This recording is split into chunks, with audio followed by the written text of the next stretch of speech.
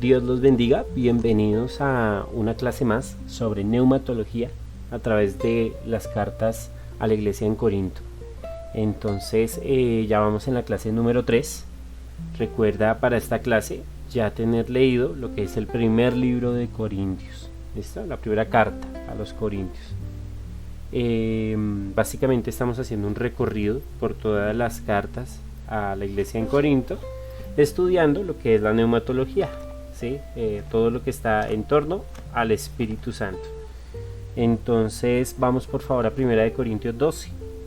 1 Corintios 12, vamos de una vez a nuestro estudio. 1 Corintios 12, mientras que llegas ahí a la carta a los Corintios, te animo a que te puedas suscribir al canal y que puedas ver el resto de clases que tenemos y también participar en nuestra página web. Ahí hay una serie de cursos certificados que tú puedes hacer sobre las doctrinas de la Biblia, ¿sí? Algo muy importante para todos los cristianos. Puedes entrar ahí, ver los cursos que hay, comunicarte con el equipo y vas a saber cómo puedes desarrollar los cursos. ¿Listo? 1 Corintios 12 dice lo siguiente: los dones espirituales, ¿verdad? Entonces Pablo empieza diciendo lo siguiente, versículo 1: en cuanto a los dones espirituales, hermanos, quiero que entiendan bien este asunto, ¿sí? Pues Pablo comienza enseñando que es necesario comprender con claridad el tema de los dones espirituales, ¿sí? Para no vivir confundidos ni arrastrados, ¿sí? ¿Verdad? Por pensamientos humanos o por ideas de la cultura griega, ¿cierto? Entonces Pablo le dice: pongan mucha atención a lo que estamos aprendiendo, ¿verdad? Versículo 2. Bien, aquí Pablo nos habla lo siguiente: ustedes saben que cuando eran paganos se dejaban arrastrar hacia los ídolos mudos. Por eso les advierto que nadie que esté hablando por el Espíritu de Dios puede maldecir a Jesús, ni nadie puede decir Jesús es el Señor, sino por el Espíritu Santo. Amén. Mira, esto es muy doctrinal esta parte. Te está diciendo la Biblia que nadie que tenga el Espíritu Santo puede hablar en contra de la fe. Una persona que esté hablando en contra de la fe, en contra de los hermanos, de la iglesia, es una persona sin el Espíritu Santo, lo que está diciendo la Biblia acá, ¿sí? Ahora está diciendo: nadie puede declarar que Jesús es Señor sin el Espíritu Santo. Entonces el Espíritu Santo es el que convence a las personas de pecado, justicia y juicio, y el que te ayuda a creer en Jesús, el que te ayuda a entender y ver la manera de seguir a Jesús, de obedecerle. Es el Espíritu Santo, ¿sí? Ahora, versículo 4 dice lo siguiente: ahora bien, hay diversos dones, pero un mismo Espíritu. Hay diversas maneras de servir, pero un mismo Señor. Hay diversas funciones, pero en un mismo Dios, el que hace todas las cosas en todos. La Biblia dice que hay diversos dones, pero un solo Espíritu, ¿sí? Que existen diferentes tipos de dones espirituales, pero todos provienen de la misma fuente. Y aquí en un solo versículo menciona la fuente, dice Espíritu Santo, Dios. Aquí podemos ver que el Espíritu Santo y Dios son uno, ¿sí? Y reparte dones como quiere, tiene esa autonomía. Lo hace de esa manera, es su decisión. Por eso entendemos, esta es una de las pautas que hace entender a la iglesia sana, de sana doctrina, desde los padres de la iglesia, que el Espíritu Santo es Dios, ¿sí? Tiene características que solo tiene Dios, como por ejemplo esta, la autonomía, ¿sí? La autonomía de tomar decisiones sobre la iglesia, como esta, repartir dones como quiere, ¿sí? Ahora el versículo 7, este también es muy importante. A cada uno se le da una manifestación especial del Espíritu para el bien de los demás. Amén. Recordemos que aquí estamos hablando de la iglesia, ¿sí? Estamos hablando de la iglesia. Cuando él dice de los demás, no se está refiriendo allí a la cultura del Corintio o del Peloponeso, de esa parte cerca a Corinto, sino se está refiriendo a la iglesia, ¿sí? Se está refiriendo a la iglesia. Dice para el bien de los demás en la iglesia, ¿sí? Entonces los dones son dados por el Espíritu Santo, por supuesto lo dice en otras porciones bíblicas, para el bien de la iglesia, para la edificación de la iglesia, para que el creyente sea usado para edificar el cuerpo de Cristo, ¿sí? No para beneficio personal. Ahora, capítulo 12, vamos a leer del 8 al 10. Del 8 al 10. 1 Corintios 12, 8 al 10. A unos Dios les da por el espíritu de palabra de sabiduría, a otros por el mismo espíritu palabra de conocimiento, a otros fe por medio del espíritu, a otros por medio de ese mismo espíritu dones para sanar enfermos, a otros poderes milagrosos, a otros profecía, a otros discernir espíritus, a otros el hablar en diversas lenguas, y a otros al interpretar esas lenguas. Todo esto lo hace un mismo y único espíritu, quien reparte a cada uno según lo determina. Amén. Entonces aquí estamos viendo que algunos dones del Espíritu Santo, ¿verdad? Y en esta clase vamos a desglosar cada uno de los dones del Espíritu Santo, ¿sí? Es la idea de esta clase, poder entender los dones del Espíritu Santo. A veces no nos detenemos a entender lo que estamos leyendo, a entender los dones principales que el Espíritu Santo reparte para la edificación de la iglesia. Y estos son algunos. El primero es palabra de sabiduría, ¿sí? ¿A qué se refiere la Biblia con palabra de sabiduría? Este es el don, ¿sí?, que se le da a algunos, que es la capacidad de hablar con sabiduría divina. ¿Cuál es la sabiduría divina? ¿Cuál es la autoridad de Dios en cuanto a su sabiduría? Su palabra, la Biblia, ¿sí? Entonces es una capacidad de hablar con sabiduría divina, sabiduría bíblica, en momentos cotidianos o concretos, ¿sí?, para edificar la iglesia igualmente, ¿sí? Un ejemplo, en Hechos 2, 14 al 16. Si tú vas a Hechos 2, 14 al 16, encuentras a Pedro usando la palabra de sabiduría al explicar el cumplimiento profético en el día de Pentecostés ante todo el mundo, ¿sí? Él hace todo un recorrido por las escrituras explicando sobre Jesús. Eso es palabra de sabiduría, ¿sí? Utilizar la palabra de Dios en momentos cotidianos para que las personas puedan entenderla. Es palabra de sabiduría. Ahora dice palabra de conocimiento. A otros se les da conocimiento especial, ¿sí? Esto es un conocimiento especial, una revelación, una información puntual que yo, por mi propia cuenta, no podía saber, ¿sí? Me lo reveló el Espíritu Santo para edificar el cuerpo de la iglesia. Otro ejemplo está en Hechos 5, Hechos 5:3, ¿sí? Pedro discierne la mentira de Ananías sobre la ofrenda. Pedro no tenía manera de saber eso, que Ananías y Zafira habían mentido sobre la ofrenda, pero aún así se le fue revelado y dijo: ¿por qué le mentiste al Espíritu Santo de Dios? ¿Por qué? No mentiste a los hombres sino a Dios. Entonces Pedro no tenía manera de saber esto, pero se le fue revelado. Ese es el don de palabra de conocimiento. El otro don, y es muy interesante porque dice una fe extraordinaria, ¿verdad? Dice, busquémoslo, versículo 8. A unos Dios les da por el espíritu de palabra de sabiduría, a otros el mismo espíritu, palabra de conocimiento, a otros fe por medio del mismo espíritu. ¿Qué se refiere esto de que a unos les da una fe diferente? No es que la mayoría no tengamos fe, ¿verdad? Solo que hay un don especial que Dios les da a algunos para tener una fe asombrosa, una fe más allá de lo que los otros o los demás miembros de la iglesia tienen, ¿sí? ¿Esto para qué funciona? Por ejemplo, te testifico en mi iglesia. En mi iglesia, el pastor Henry Castillo tuvo la fe, ¿verdad?, para poder comprar cerca a donde empezó la iglesia un terreno donde una mujer le dijo: mire, yo soñé que ustedes iban a tener una iglesia ahí. Y el pastor Henry, Dios le dio este don, ¿sí?, para tener esta fe asombrosa y poder, con las pocas personas que en ese momento asistían a la iglesia, empezar a reciclar, imagínate, y pagar ese lugar, ese terreno, que hoy en día es una casa de 3 pisos donde estudian los niños, donde se estudia la palabra de Dios. Eso ya hace 20 años, pero para eso se necesitó una fe asombrosa, una fe que es un don dado por el Espíritu Santo. Un ejemplo de esto también está en Hechos 27, del 22 al 25, ¿sí? Aquí se muestra cómo Pablo confía en la protección de Dios en plena tormenta. ¿sí? Es una fe asombrosa, es una fe que va más allá de lo cotidiano, ¿sí? Ahora, el que sigue es dones de sanidad, ¿verdad?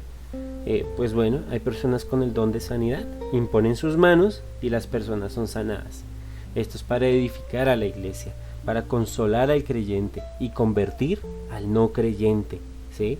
Hechos 3, por ejemplo, en Hechos 3, versículos 6 al 8, Pedro sana a un cojo en la puerta del templo, ¿cierto? No tenía dinero, no tenía nada en su bolsa, pero dijo: de lo que tengo, te doy. Y con este don sanó al cojo, ¿sí? Este cojo, por supuesto, no creía en el Señor Jesús, se convierte, ¿verdad? Entonces es un don que sirve para estimular al creyente y para convertir al no creyente, ¿verdad? Poderes milagrosos, otros pueden obrar milagros, señales más allá de lo natural, claras y evidentes, para mostrar el poder de Dios, fortalecer al creyente y convertir al no creyente. Un poco parecido, ¿verdad?, a dones de sanidad. Un ejemplo está en Hechos 20, ¿sí? Cuando Pablo resucita a Eutico, ese sería un ejemplo. Ahora el siguiente es el don de profecías, capacidad dada por el Espíritu para declarar mensajes de Dios con claridad y autoridad, ya sea para edificar, exhortar o consolar a la iglesia, o para corrección espiritual. Un ejemplo está en Hechos 11:27, cuando este hombre Ágabo, ¿cierto?, profetiza sobre la gran hambre que vendría sobre el mundo, ¿sí? Vamos a Hechos 11. Vamos a Hechos 11. Vamos a leer desde el versículo 27. Dice: por aquel tiempo unos profetas bajaron de Jerusalén a Antioquía.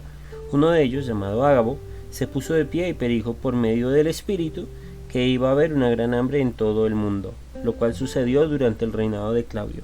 Entonces decidieron que cada uno de los discípulos, según los recursos de cada cual, enviaría ayuda a los hermanos que vivían en Judea. Así lo hicieron, mandaron su ofrenda a los ancianos por medio de Bernabé y Saulo, ¿sí? Entonces vemos profetas en los tiempos de los discípulos, ¿verdad? Y este es un ejemplo del don de profecía, ¿sí? Es un ejemplo del don de profecía. Discernimiento espiritual, don que permite distinguir entre los que vienen de Dios y lo que es humano o lo que es satánico, lo que es influenciado por espíritus malignos. Es esencial para proteger la iglesia de engaños y falsas doctrinas. El ejemplo está en Hechos 16, versículo 16. Pablo discierne el espíritu de la adivinación en la joven esclava, ¿se acuerdan? Vamos a Hechos 16, 16. Hechos 16, 16. Dice lo siguiente: una vez, cuando íbamos al lugar de oración, nos salió al encuentro una joven esclava que tenía un espíritu de adivinación. Con sus poderes ganaba mucho dinero. Nos seguía a Pablo y a nosotros, gritando: estos son siervos del Dios Altísimo, y les anuncian a ustedes el camino de la salvación. Fíjate que no estaba diciendo nada incorrecto, pero tenía un espíritu de engaño, tenía un espíritu diferente, un espíritu satánico, tenía un plan malvado, ¿verdad? Y a través del discernimiento de espíritus, Pablo se pudo dar cuenta. Este don lo tiene mi esposa Jenny Paola, ¿sí? Cuando estamos evangelizando o cuando alguien llega al lugar donde hemos trabajado, ¿verdad? Y pues siempre buscamos predicar el evangelio, ella discierne espíritus. Y hay veces que me ha dicho: oye, no le prediques a esa persona, no, ven, no lo hagas, ¿sí? A veces yo cometo el error de no hacerle caso, ¿verdad? Y termino predicándole a una persona que le ha hecho daño a la iglesia, ¿cierto? Que tal vez no tenía las mejores intenciones, viene tal vez solo para que le den dinero o por ayuda, no necesariamente por Cristo, ¿sí? Entonces es un don especial para proteger a la iglesia. Ahora tenemos el don de lenguas. Curiosamente Pablo lo deja de último, porque era un don del cual la iglesia de Corintios se jactaba, y Pablo lo deja de último. Entonces es una capacidad dada por el Espíritu Santo para hablar idiomas desconocidos de una manera sobrenatural, como señal para los no creyentes y para edificación espiritual cuando es acompañado por la interpretación. Un ejemplo pues es Hechos 2, ¿verdad? Cuando después de Pentecostés pues empiezan a hablar varias lenguas, Pedro. Ahora el don de interpretación de lenguas pues permite interpretar el mensaje, ¿verdad?, que está hablando la persona que está hablando lenguas. Igual, en 1 Corintios 14:13, Pablo le enseña a la iglesia que si van a utilizar este don, siempre haya alguien que interprete. Ahora, aquí hay algo que es bien fundamental, perdón, en la doctrina sobre los dones y específicamente sobre el don de lenguas, ¿verdad? Hay dos tipos de don de lenguas, si se puede decir así, dos tipos. Uno lo encontramos en Hechos 10, ¿verdad? En Hechos 10:44 tú vas a encontrar que el don de lenguas es un idioma conocido por quienes lo escuchan, ¿sí? Por ejemplo, tú hablas español y te estás dirigiendo a un público muy variado, dentro del cual hay franceses, portugueses.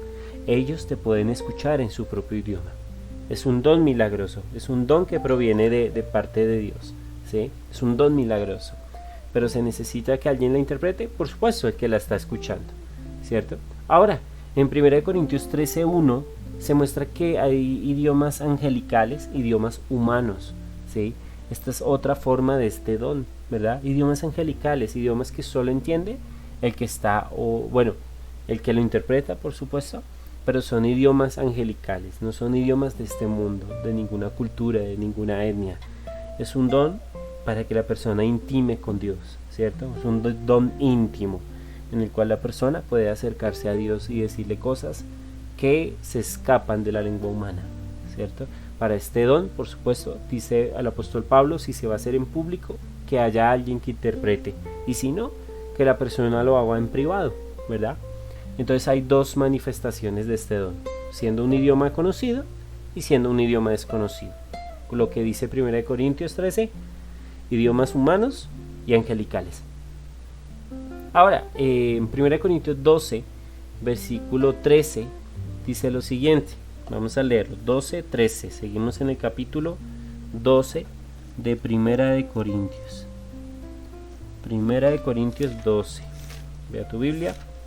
1 Corintios 12, versículo 13, dice lo siguiente. Todos fuimos bautizados por un solo espíritu, para constituir un solo cuerpo, ya seamos judíos o gentiles, esclavos o libres, y a todos se nos dio a beber de un mismo espíritu. Amén. Esto es algo doctrinal también, para entender que el Espíritu Santo es Dios, para entender la autoridad que tiene el Espíritu Santo sobre la iglesia. Y aquí dice la Biblia que el Espíritu Santo es quien te bautiza, o sea, quien te ayuda a nacer de nuevo.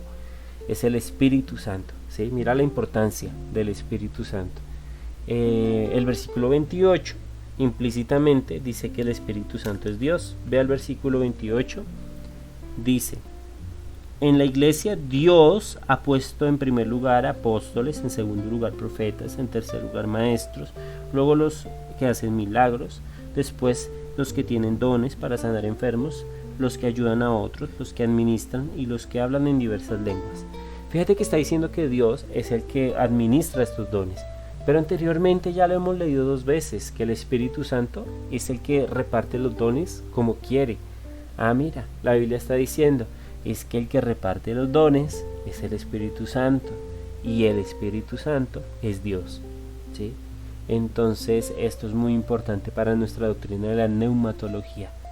Vamos a entrarnos rápidamente aquí a los ministerios, ¿verdad? Dice apóstoles, son aquellos enviados para establecer nuevas comunidades de fe y extender el mensaje del Evangelio, ¿cierto? Profetas tienen el don de hablar la palabra de Dios de manera inspirada, dando dirección, exhortación y consuelo a la iglesia o a las personas en general. Maestros son al creyente. Maestros son quienes enseñan la doctrina y explican las escrituras, ayudando a la iglesia a entender y aplicar la palabra de Dios en la vida diaria. Los que hacen milagros son usados por Dios para realizar señales, maravillas, que confirman el poder de Dios en medio de la congregación. ¿Sí? Los que tienen dones para sanar son aquellos que, pues, a través de la sanidad, ya lo explicamos anteriormente, animan a la iglesia y convencen pues a quien no cree, ¿verdad? Ahora vamos a terminar esta enseñanza o la parte de 1 Corintios respondiendo unas preguntas, ¿verdad? El versículo 12:31 dice: ustedes por su parte ambicionen los mejores dones. Mira, la Biblia nos llama no solo a entender muy bien este tema de los dones, sino a ambicionar los mejores dones, porque ya entendimos que es para edificar la iglesia, que es para que el reino de Dios se expanda. Entonces necesitamos hacer las siguientes preguntas y responderlas, ¿verdad? ¿Nacemos con los dones espirituales? Esa es la pregunta. ¿Nacemos con los dones espirituales? ¿Son habilidades naturales o adquiridas? La respuesta rotunda sería claro que no. Claro que no. ¿Sí? Mira, hay diferencia, ¿verdad? Hay diferencia. Los dones espirituales, ya lo leímos, los recibes cuando recibes al Espíritu Santo. Ahí recibes los dones espirituales, que son para edificar la iglesia, ¿sí? Antes de que te conviertas, no. Antes de convertirte, no, ¿cierto? Lo pudimos leer anteriormente, ya lo podemos responder. Entonces los dones no es algo con lo que yo nazco, ¿sí? Los dones espirituales los recibo cuando recibo a Espíritu Santo, y el Espíritu Santo me ayuda a declarar a Jesús como Señor, ¿sí? En ese momento recibo los dones para edificar la iglesia de Cristo, ¿sí? Ahora, ¿qué pasa con los talentos con los que nazco? A eso se le llama naturalmente habilidades naturales, ¿verdad? O adquiridas. Tú puedes estudiar esto un poquito más en un artículo, ¿verdad? Es un artículo que está en inglés. Se llama La diferencia entre los dones naturales y los dones espirituales, ¿verdad? Es un artículo muy, muy interesante de J. Warner Wallace. Es un cristiano que defiende la fe, la apologética, ¿verdad? También fue, entiendo que médico forense, ¿cierto? Entonces a través de la medicina, de sus estudios, pues él ha estudiado la Biblia y se ha vuelto un apologeta, un defensor de la fe, de la enseñanza. En este artículo que les voy a dejar en la descripción, él explica muy bien la diferencia entre los dones espirituales, habilidades naturales, que son con las que tú naces a causa de la genética. Por supuesto, la genética es totalmente real, ¿sí? Si tus padres eran propensos a hacer ejercicio, pues tú vas a ser muy propenso a recibir muy bien el ejercicio. Pero si tus padres eran propensos a la obesidad, tú vas a ser propenso a la obesidad, ¿sí? Es genética. Estas son habilidades naturales, ¿verdad? Ahora, hay las habilidades adquiridas, ¿cierto? Tocar guitarra, ¿verdad? Nadie nace sabiendo tocar guitarra. Sus padres le enseñan, ven ese ambiente en la casa se motiva. Entonces hay una diferencia entre los dones espirituales, habilidades naturales o adquiridas, ¿sí? Hay una diferencia. Entonces la respuesta a la pregunta sería, claro que no. No nazco con los dones espirituales. La siguiente pregunta que vamos a responder, bueno, antes de eso quiero leerles algo de Juan Crisóstomo. Juan Crisóstomo decía lo siguiente sobre este tema. Cuando Pablo dice anhelad los mejores dones, está enseñando que si realmente los buscas con sinceridad, los mayores dones espirituales están a tu alcance. Él invita a desearlos intensamente, a esforzarse por ellos. Algunos entienden estas palabras como una pregunta exhortativa. ¿De verdad deseas buscar los mejores dones? Si es así, yo te mostraré el camino hacia ellos. Y ese camino es el amor, que es el más excelente. Por eso vemos ya que en el capítulo 13 hablamos sobre el amor, ¿sí? Ahí nos vamos a hacer otra pregunta. Romanos 5:5 dice lo siguiente: esta esperanza no nos defrauda, porque Dios ha derramado su amor en nuestro corazón por el Espíritu Santo que nos ha dado. Primera de Corintios 13 es muy conocido, ¿verdad? Nos habla sobre el amor como el don más sobresaliente, ¿cierto? Ahora la pregunta que nos vamos a hacer es: ¿el cristiano puede tener dones pero perder el amor? Sí, es verdad. El cristiano puede tener dones pero perder el amor. Entonces estos dones se apagan, ¿sí? Primera de Corintios 13:2, vamos a leerlo, vamos a responderlo con la Biblia. Dice: si tengo el don de profecía y entiendo todos los ministerios y poseo todo conocimiento y tengo una fe que logra trasladar montañas, pero me falta amor, no soy nada. Mira, Mateo 7:22. ¿Qué dice Mateo 7:22? Ve a tu Biblia. Mateo 7, 22. Vamos a seguir respondiendo esta pregunta. Si el cristiano puede tener dones pero perder el amor, con la Biblia, Mateo 7, 22. Dice lo siguiente, Mateo 7, 22. Dice: muchos me dirán en aquel día: Señor, Señor, ¿no profetizamos en tu nombre no expulsamos demonios e hicimos muchos milagros? Entonces les diré claramente: jamás los conocí, hacedores de maldad, aléjense de mí. Sí, mira, está hablando de dones, están hablando de dones en la iglesia, ¿sí? Y dice: cuidado, lo importante es la intimidad, con el Señor, el amor al Señor, ¿sí? El amor a tu hermano, eso es lo importante, ¿verdad? No podemos ser una iglesia que aparenta, podemos ser cristianos que aparentan, pero la Biblia dice: de nada sirve, no te engañes, los dones no te salvan. Los dones los recibiste cuando recibiste al Señor como tu Salvador, gracias al Espíritu Santo de Dios, ¿verdad? Pero no te vuelvas tibio en el amor, ¿sí? Apocalipsis 2:4 es también muy conocido, ¿cierto? Tengo una cosa en contra de ti. ¿Cuál será? A ver, vamos a leerla. Apocalipsis 2:4.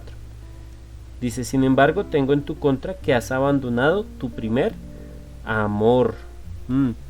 Mira, sí se puede perder el primer amor.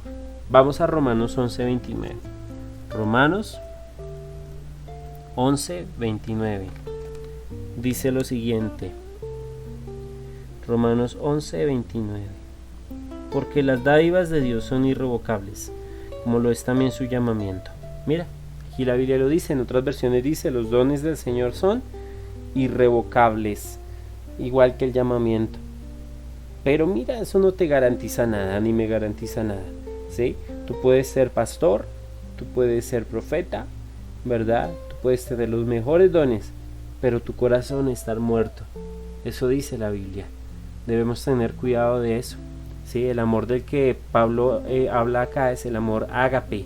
Eso no es un amor emocional, no es un amor romántico, no es una amistad humana, es un amor divino que viene de Dios, que no depende de sentimientos, sino de una decisión, de un sacrificio de carácter y obediencia.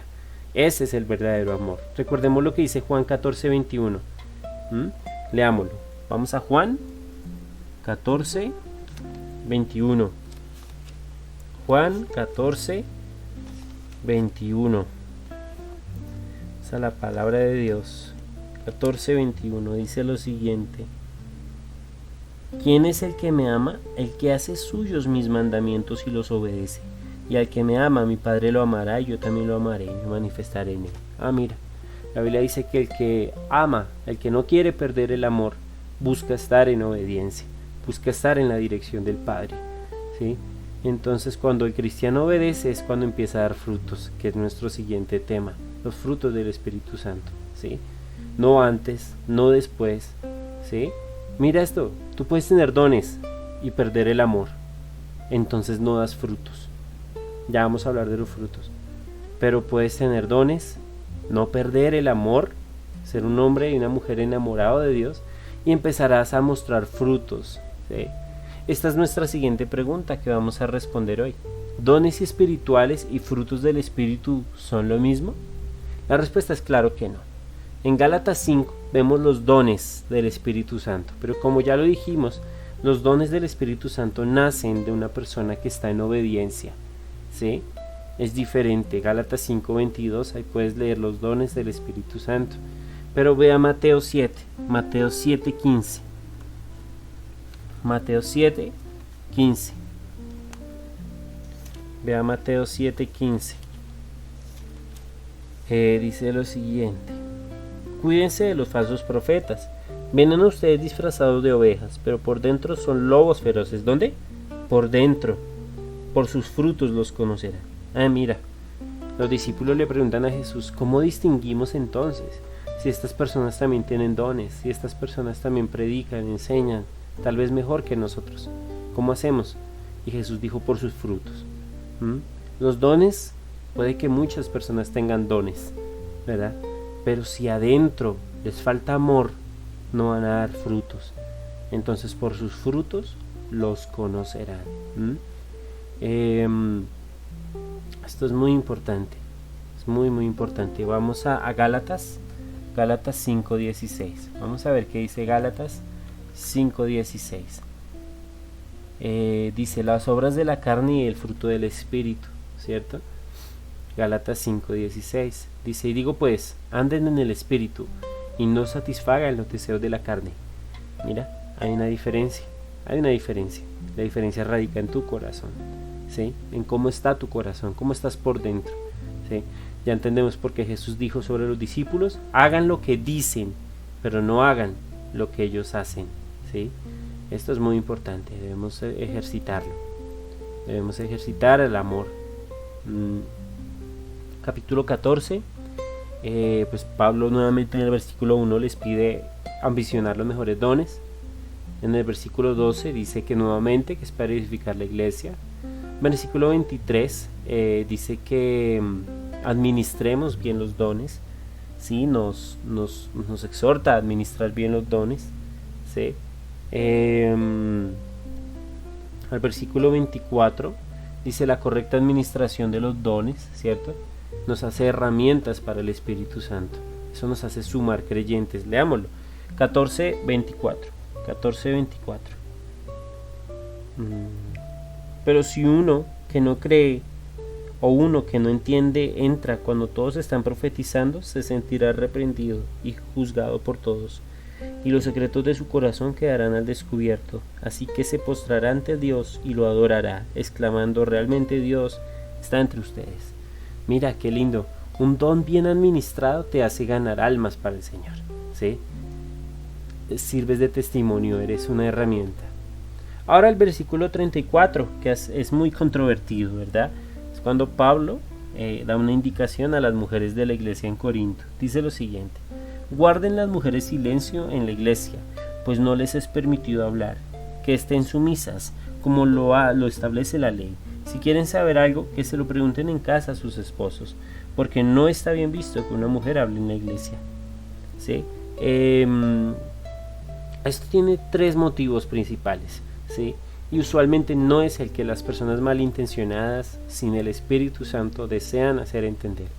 El primero es que recordemos que estamos hablando a la iglesia en Corinto, en una área de Grecia que era muy controvertida, ¿verdad?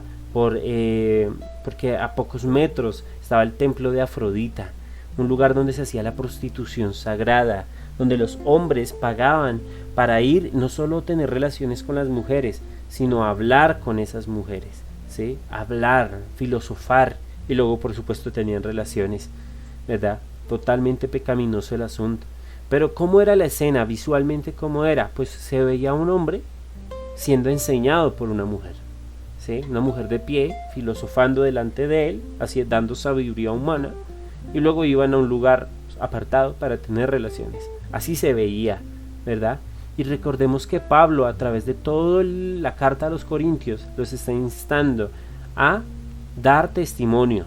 Les está diciendo: no se comporten de esta manera con sus riquezas, porque van a ser de mal testimonio. No usen de esta manera los dones, porque van a ser de mal testimonio. Yo en mi caso decía que puedo pedir una ofrenda a ustedes, no lo he hecho, he trabajado. ¿Por qué? Porque quiero dar buen testimonio, ¿sí? Pablo decía: no es el lugar para que eso pase, ¿sí? Aquí están acostumbrados a ver eso. Entonces, si un no creyente pasa por el frente de la iglesia o los ve y ve esta imagen, va a creer que ustedes son lo mismo. Van a creer que ustedes son otra iglesia, otro lugar de reunión donde hay profetisas de Afrodita. Entonces mejor no lo hagan, ¿sí? Para ganar almas. Mejor, si la mujer tiene alguna pregunta, que la haga en casa, se la diga a su esposo y su esposo la exponga a la iglesia, ¿verdad? Guárdense de eso, ¿verdad?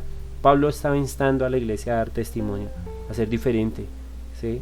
A los demás. Había más de 1000 sacerdotisas de Afrodita. Entonces era un tema delicado. Ahora también la segunda, y es la falta de hombría, que llega hasta a los días de hoy. La falta del sacerdocio, ¿sí? Los hombres siempre se quieren desligar. El hombre quiere estar preocupado por su trabajo, por sus cosas, ¿verdad? Por las cosas de este mundo. Y bueno, en parte somos así, ¿verdad? Queremos solo trabajar, solo hacer esto, que nadie nos moleste, que nadie nos toque el ego, el orgullo, ¿verdad? Pero en la iglesia de Cristo no es así. Puedes leer 2 de Timoteo, donde se ve las características de un hombre de Dios, ¿verdad? Y realmente lo que Dios quiere es que el hombre retome el sacerdocio. Ese es otro motivo por el cual Pablo dice esto.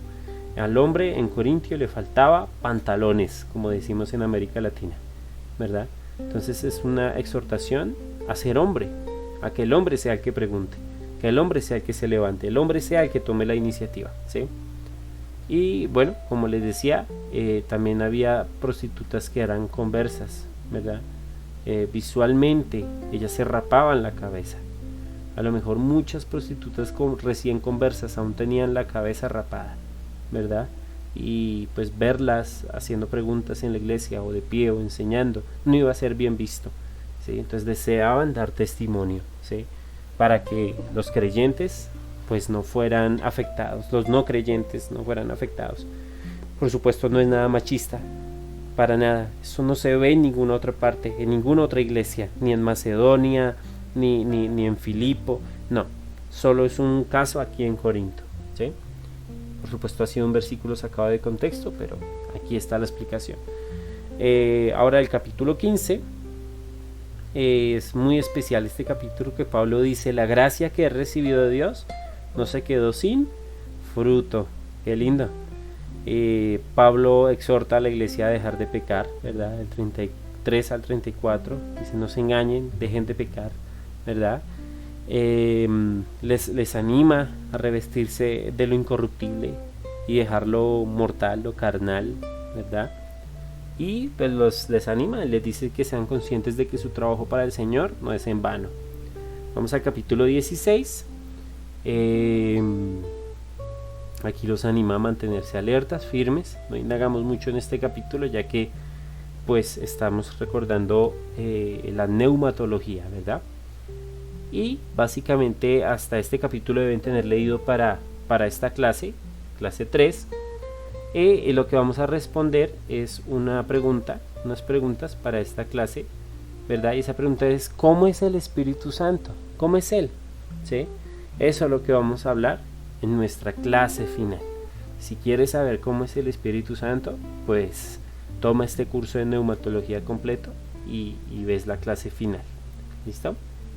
Que sería la clase número 5. ¿Okay? Gracias a todos, Dios los bendiga. Vamos a orar. Gracias, Señor, gracias por esta enseñanza, por esta clase. Gracias por ayudarnos a aprender de ti. Ayúdanos a predicar el Evangelio. Ayúdanos a no solo tener dones, sino no perder el amor y dar fruto. Por favor, Señor, en el nombre de Jesús. Amén.